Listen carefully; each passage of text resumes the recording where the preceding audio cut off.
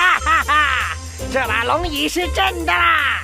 笨蛋宰岛皇帝从现在开始就能为所欲为。不了一点，皇帝老头太过分了！大过年的骗我在这替他加班。喂，你说什么？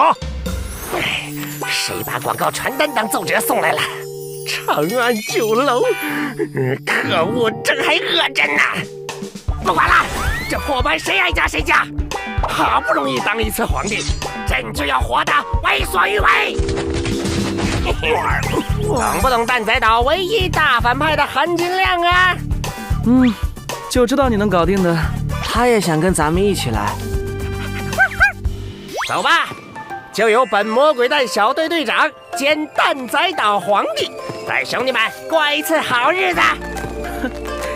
真难得，有点期待了。我想吃火锅。